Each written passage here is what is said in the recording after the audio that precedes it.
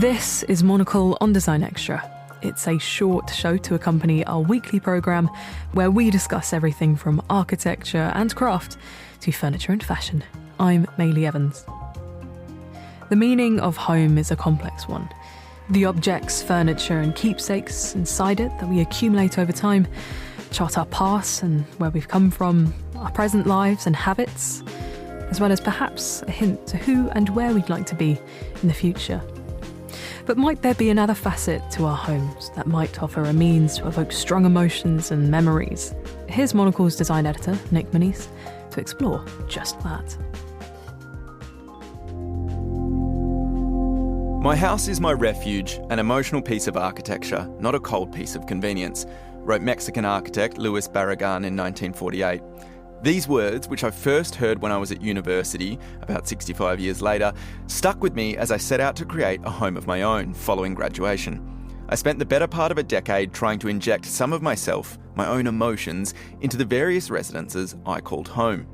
Places have been furnished with the colourful painting of an eagle that my partner and I picked up at a street-facing gallery in Amsterdam, a Renzo Piano sketch of the Centre Pompidou that the Italian architect gifted to me while I was reporting on his work, and zigzag chairs of questionable provenance purchased from a quirky Dutchman in Surrey. The stories attached to each of these elicit strong emotions, feelings of love, pride in one's work, and a sense of adventure respectively. But, off the back of some recent reporting from Monocle magazine, I realised that perhaps I'd missed Barragan's point. The idea that architecture should be emotive and not just the furniture and objects within it.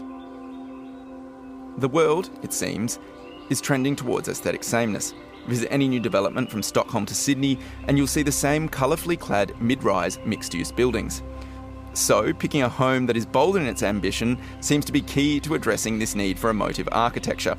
Whether it's a city centre apartment that's light-filled despite its compact footprint, or a sprawling country estate that's positioned to frame views of rolling landscapes, living in architecture that seeks to uplift and enhance one's way of life can improve our well-being and nurture personal growth. Architecture of such ambition should be protected and celebrated. Take the residents of the Mar Vista Tract, a grouping of 52 homes completed in Los Angeles in 1948. It runs 3 streets deep. This modernist enclave is the work of Gregory Ain, the child of a socialist Polish émigré who partially grew up on a commune, an experience that is reflected in the Mar Vista Tract's community-minded nature. The architect developed compact houses that maximise space and flexibility using sliding doors and an open kitchen. Landscape architect Garrett Ekbo drew up fenceless communal gardens and planted backyards with fruit trees to encourage trading and socialising between neighbours. It's a quality that's still present in the community today. Inspired by this environment and united by a shared appreciation for how the architecture encourages a lifestyle built around community, the residents who live there today have banded together to form heritage protection groups. Such is the love for their 4 walls that the Mar Vista crew won't even sell, despite enormous offers. If proof were needed, that architecture does not simply provide a vehicle for living, but when it connects with its inhabitants' ambitions, it can elicit powerful emotions such as pride, happiness and fulfilment, and it might even meet that brief of Barragan's.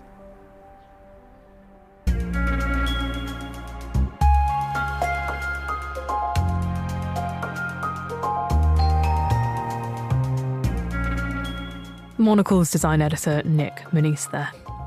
That's all for this week, but if you're eager for more design stories, then listen to our main programme, Monocle on Design, airing on Tuesdays at 8 p.m. London time.